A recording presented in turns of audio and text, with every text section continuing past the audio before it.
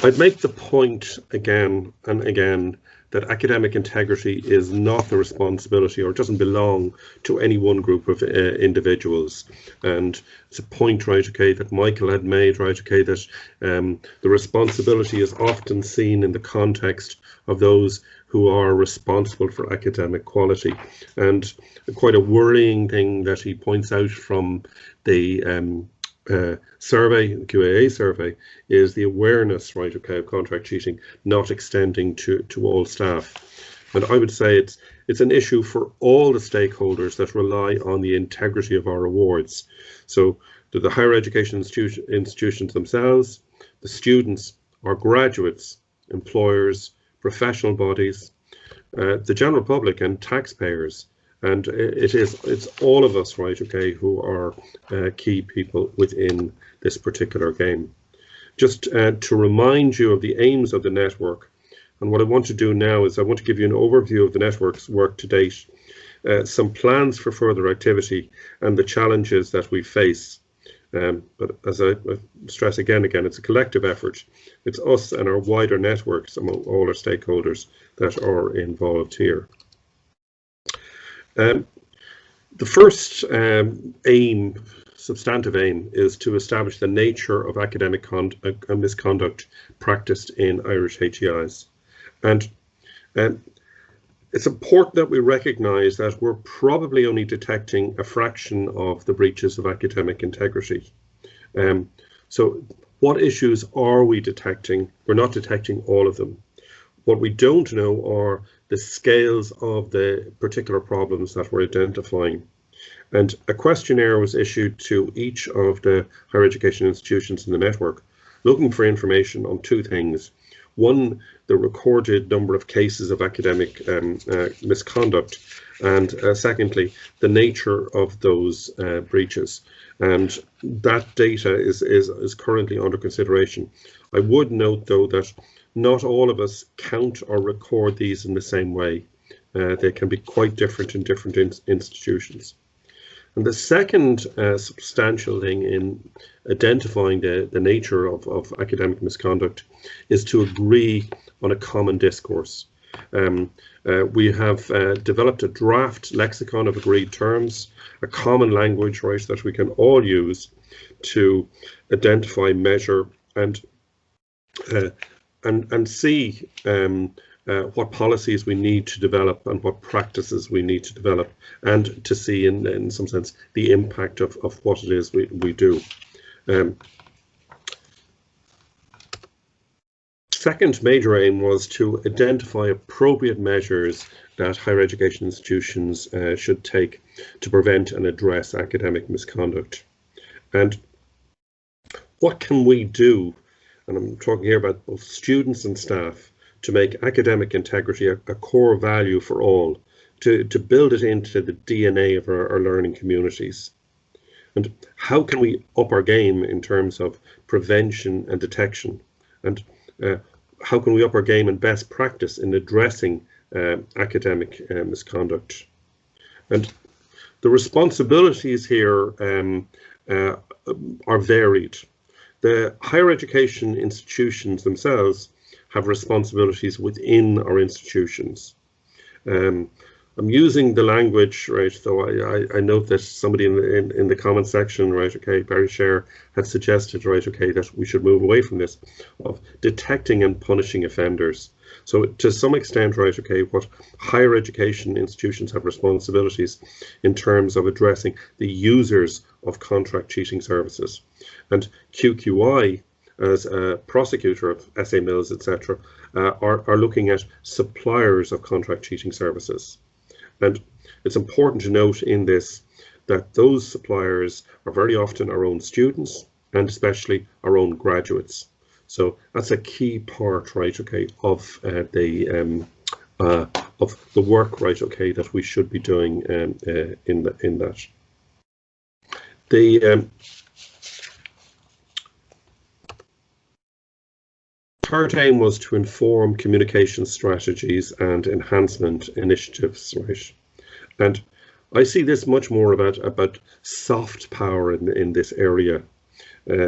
Michael didn't quote it in his talk there, but he often quotes a survey, right, that was done of students a couple of years ago, which identified a frightening number of 1 in 7 students who'd used contract cheating service of one kind or another.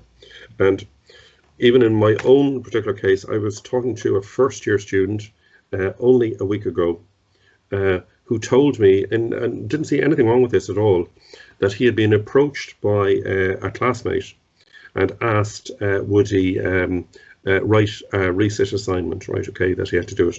And the student was happily telling me that he had refused because he didn't have time to do it. He didn't actually see an ethical consideration there. I think it's probably significant that this was a first-year student. And students, and again, this came up time and again in the chats and in terms of the earlier part of this, that students are transitioning from a school system where academic misconduct, as we would see it, and academic integrity isn't captured in the same kind of way. So there's a cultural challenge, right, okay, for students. As part of these communication strategies, there's a set of planned activities. There are activities across the week of the 19th to the 23rd of October as part of an international academic integrity thing. October the 21st is a National Day of Academic Integrity in collaboration with ICAI, the International Centre for Academic Integrity, and ENAI, the European Network for Academic Integrity, will be running a series of webinars, and you'll find information about that on the QQI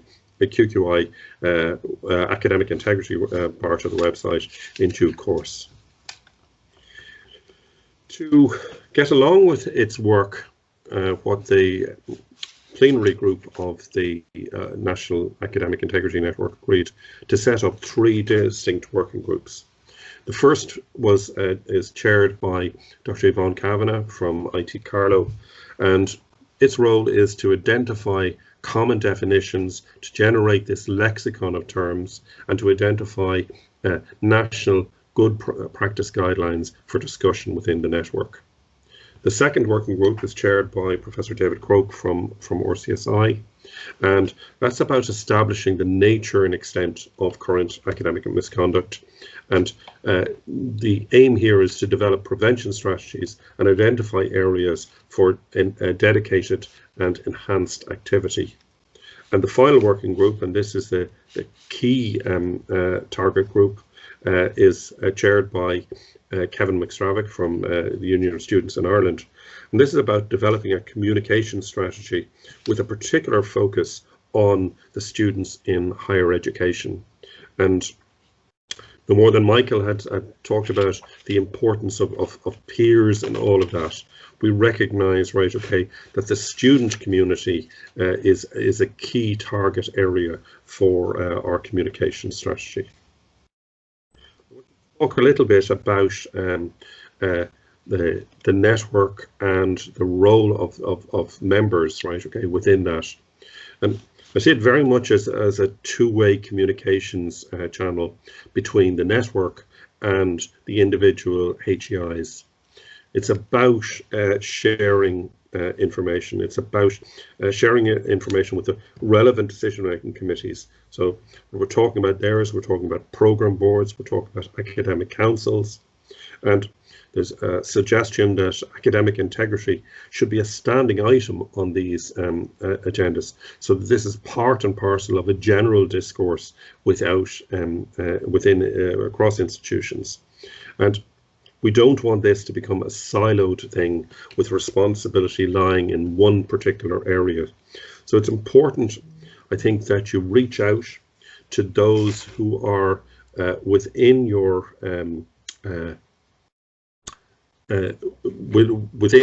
particular higher education institution, and create institutional working groups and links with groups perhaps outside your own institution, with disciplinary networks that cross these institutional barriers.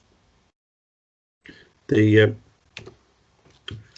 terms of communicating what we're doing, we recognise we've got two primary audiences within higher education institutions, staff and students. And there's significance for students at this point in their studies, but also later as graduates of our institutions. There's a real risk in terms of reputational damage to institutions and sectorally. Some of you may recall at the earlier meeting, the inaugural meeting in November, Kath Ellis from University of New South Wales spoke to us, and she talked about the problems that emerged for institutions in Australia in terms of reputation, as it became clear, right, that there was, in some areas, fairly widespread contract cheating. We need to build an awareness of academic integrity in our staff. And again, this is echoing what Michael had found, right, in or QAA had found in their survey in terms of the awareness about academic integrity in within institutions. We need to put the necessary training in place for staff to limit and deter academic misconduct. And I think a really key part of this is we have to build confidence in our academic staff to know that they can challenge breaches of academic misconduct in an effective way.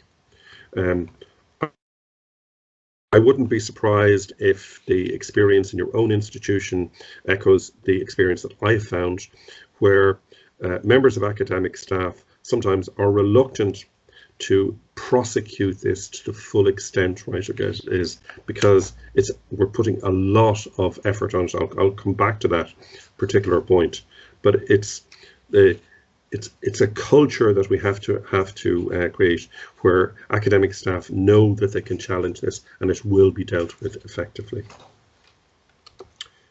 In terms of the challenges and the issues, I think there are three key areas of challenge for us as a network and as an academic community. We're facing an external environment that has exacerbated issues of academic integrity. It's created issues for staff and for students. So there are changes in the pattern of assessments and the ease of access, right, okay, to contract cheating services and the targeting of our students. There's a need to support our learners and our staff in addressing issues of academic integrity and to think how best we should do that. And lastly, there's very much a need for our institutions to overhaul our procedures to deal with academic integrity. And I think we should remind ourselves of Teddy's point that what we need to do is we need to reevaluate what the threat is as new threats emerge.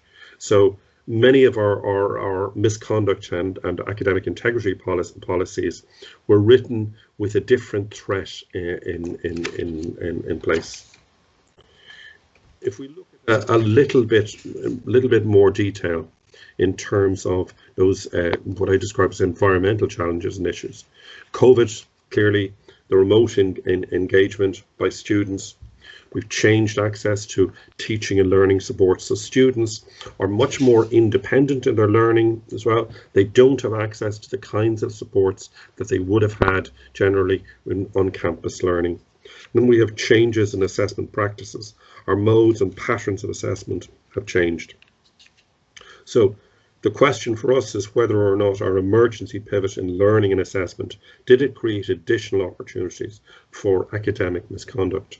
And I think the sense of the general sense is that yes, it almost certainly did. Additional concerns about the authenticity of assessment have arisen. The calls for remote proctoring of examinations, and some of this where we set out to assess in the same way as we would have done on campus, even though we were doing it remotely.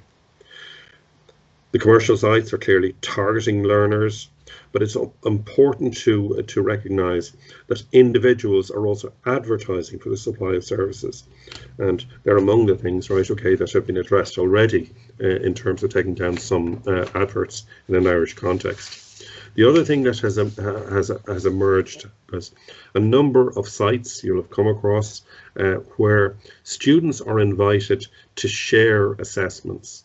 So you put up an assessment from a previous year, and this gives you access, right, to other assessments. So students are sharing assessments that they themselves complete, and that gives them access to assessments that others have done. And this is an international site, so it's sharing things from this jurisdiction, right, okay, to other jurisdictions.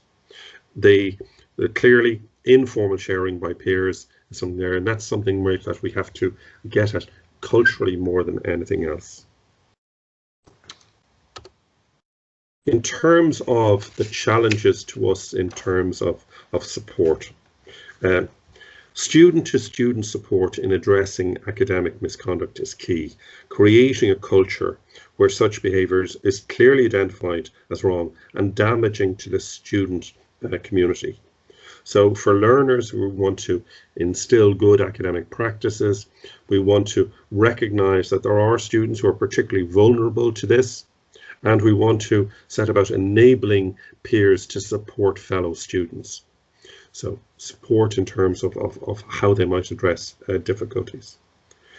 For staff, we're talking about guidance on programme and assessment design to set out to limit or at least deter elements of academic misconduct, and empowering staff, I touched on this earlier, to challenge academic misconduct. And the questions we might ask ourselves are whether or not certain types of assessment are they more vulnerable to cheating, and how can module and assessment design deter academic misconduct. Collectively, we have to own the problem and we have to own the solution. For individual higher education institutions, each higher education institution will, I think, need to review its academic conduct and misconduct and integrity policies. Again, I'm coming back to Teddy's point. We need to reevaluate the threat as new threats emerge. Within the network, we can provide advice and guidelines, but ultimately each individual higher education institution owns and develops its own policy. Ideally, we have alignment where possible with sectoral policies. We're conscious of the need to intersect with research integrity policies, and we've reached out to a corresponding network that deals with research integrity. In terms of detection and adjudication of this, staff training is key. We have to look at how we empower staff to challenge cases where they suspect a breach of academic integrity. It can't be that we create unreasonable expectations of individual staff members to investigate and prosecute suspicious cases. And I think that probably leads to a situation where higher education institutions may have to consider that they resource a dedicated function to address cases of academic misconduct and not leave responsibility solely in the hands of individual module coordinators. Clearly, there are developments in technology that purport to assist in detecting breaches of academic integrity, including contract cheating, by looking at stylistic patterns of student assessments. That's very much unproven at this point, and I don't think that any of us will be in a position where we think we can rely on that at this particular point in time. That's as much as I'm going to say about